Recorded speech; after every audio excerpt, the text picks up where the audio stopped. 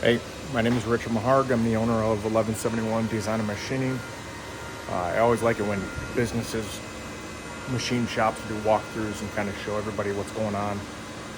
Figured I'd do one. A little bit about me. I had 15 years in law enforcement before starting this business. I was testing out a lot of products for my department at the time, and I didn't like a lot of the stuff that was out there. So while I was still in law enforcement, I started teaching myself CAD CAM, looking into manufacturing. I always had some toys and products in my garage at the house. Some of the products that I had, some of the things I had in the house, and I started making parts with were a mill that I got right here. Wells Index. It's obviously not been used for a while. I had this in my home garage. Began making some rough plates out of titanium, testing out and getting things going. But had this, I had a lathe at the time. I had the Clausine drill press, and I had the hard surface grinder. These things are kind of just sitting still now, but I don't want to get rid of them. I like them. So the rest of the shop, I started out renting space from another guy who had a machine shop in East Tennessee. Learned a lot there. Was helpful having somebody because I didn't have any machining experience. The very first time I ever touched a CNC was on the CNC machine I bought, the far one down there, but shop layout now. Sell it on a Kaiser air compressor. Wanted something extremely reliable, something that was self-contained. I didn't need a whole lot of extra parts for it, but this one's got a air dryer and an air tank on it, 7.5 horse. And the machines that pretty much run most of the time nonstop. Brothers, I did a couple years of research on CNC machines before actually buying my first one, which is a 500 right there. Very reliable, very accurate for what I need. And it had a good reputation. So it was between this and a few other brands. I settled on this, and I'm extremely happy with it. This machine I bought new in March of 22, and it's been running quite a bit since then. It's got 16,000 hours on time, but operation time, so 10,500 hours of operation time. A lot of that has been in the last year. This thing's been set up running almost nonstop. Month ago, so in April, I was behind work quite a bit. There was a lot of orders that were backing up, and running this thing 24 hours a day just could not keep up. I had it on average 20 to 22 hours a day. So I decided to grab a new machine. Pretty much the same one. A few differences are going to be bigger tool changer. Obviously it's newer, but also the big plus spindle that's in here.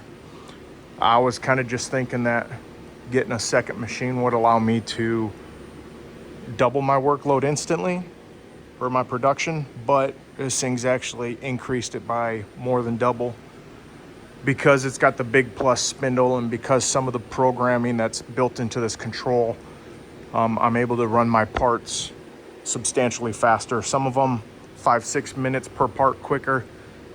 I load up the table.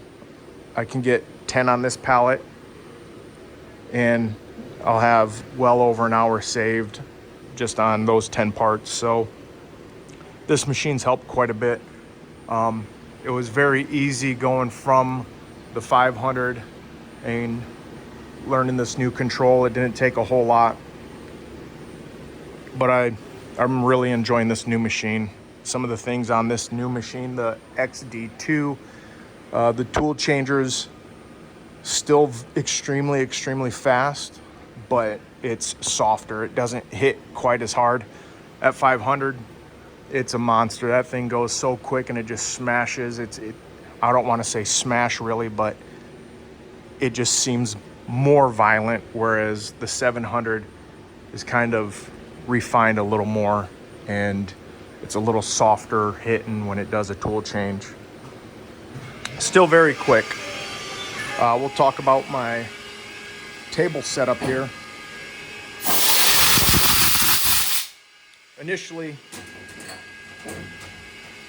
I had this orange vise on the 500. So both of these vices, this stayed here, the other vise was right here. And I ran both of those vices, same type of pallet. I like the orange vise pallet. It allows me to use the vices in a vise manner, but also throw a pallet on there and increase my production quite a bit. And what I was initially doing is I had a smaller plate for my second operation. So I'll stick a raw stock here. It'll machine that first side, as you can see. And then I would have one of the vices set up in a typical vise configuration, and I'd stick a plate in there, have a reverse impression, and mount my optic plates on that other pallet, and I'd come down and probe it. It was efficient, but going with a new machine after getting the 700, I wanted to refine or improve my work holding capability. And what I ended up settling on was the Shunk NSL3s. This one has what they call the turbo function. The other one on the 500 does not have a turbo function. And what that does is it increases the pull down force. So what I can do is all my plates, my second operation plates, are all the same. They all use the same work coordinates. I have center top as a work coordinates, and it doesn't matter what plate I put on here, they all use the same work coordinates. So there's no probing involved. Everything is repeatable, extremely repeatable. And so far I'm liking it quite a bit. I got the second NSL3. This one does not have a turbo function, which I don't mind. It does more than enough hold down or force to hold down. Right here, I made an adapter for a Lang. So on here I can mount a small 46 millimeter Lang vise.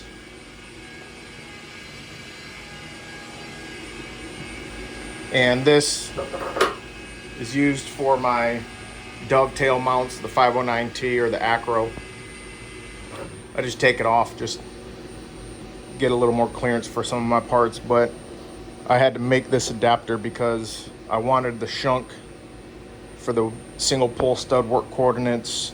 Makes everything simple, but I also like the smaller Lang vise, so I had to make this. That's been repeating extremely well. It's 1 to 2 10,000ths of an inch repeatable every single time I drop this on top and sweep my vise. I don't need to sweep it, but I've just swept it just to confirm everything I needed to make sure it's gonna be repeatable. So that's pretty much my setup here.